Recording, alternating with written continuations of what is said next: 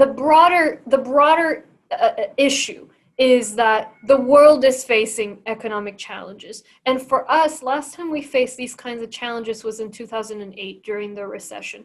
At that time, oil was trading at $80 a barrel. These days, it's much lower, and we know that the supply has been limited. And so we are expecting those impacts on our bottom line. We're expecting, as you guys know, the county derives its revenue from property taxes. And so perhaps not this year, but in the coming years, we're going to feel that. It's tough because at the same time, last year, when times were good, the state instituted a revenue cap where they're going after the Democrat-led counties, and so to choke us from a budgetary standpoint. So we weren't able to collect the revenue we needed last year, which makes it harder now that times are tough.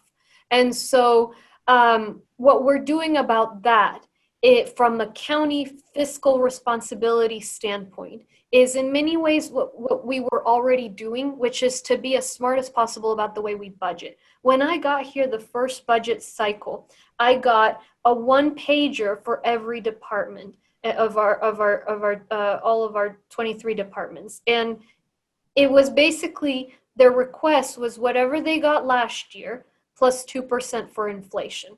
And there was no discussion about why are we investing in these programs and not others.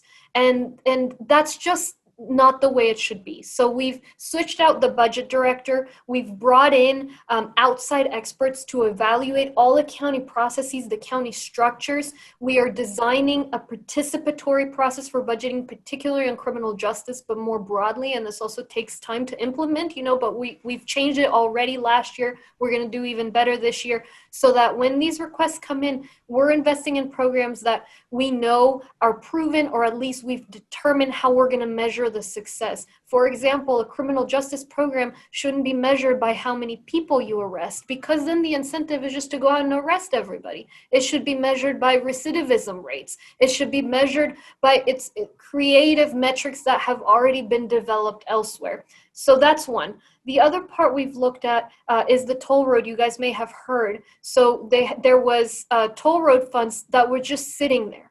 And at the same time, we've had so many areas with no sidewalks. We don't have anywhere near enough public transit, and that keeps people from getting to their jobs, keeps the accident rate in the highways high. And so we figured out a way to maximize the revenues coming from the toll road so we can use them on these more urgent issues. And we also refinance the toll road now that interest rates are low, so we can also have the best deal for the county for every dollar that we're collecting. So that's one. On the issue of specifically the community, what's the impact going to be to the people who've been impacted negatively by the pandemic? We have a workforce development program that we just invested a few $1 million in. It was around $3 million. And so that's a little bit of a pilot to see, in these workforce development programs, what works, what doesn't. So when the Department of Economic Opportunity is off the ground, we can learn on that and build a more robust project to help match people with the skills of the future. Sometimes there are jobs that both require the same training, or same years of training, pay just as much, but one of them has a bright future, a lot of opportunity for improvement and growth, professional growth, and the other one doesn't. And so we have to look at that. We have to look at the future of energy. We have to think about how we keep our region competitive.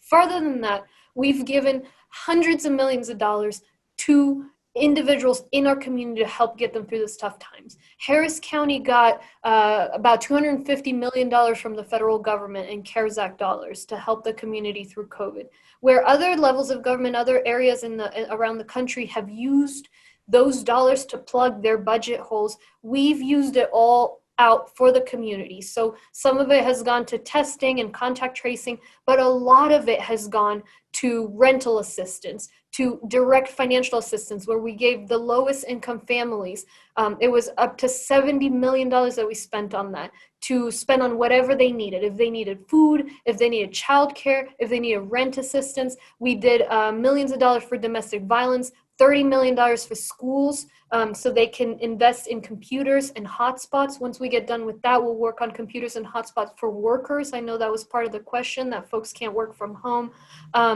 We just invested additional on childcare. But the biggest issue, and I'll end with this, and I think that was the beginning of Bishop Dixon's question, is, what do you do when the state is sending these mixed messages?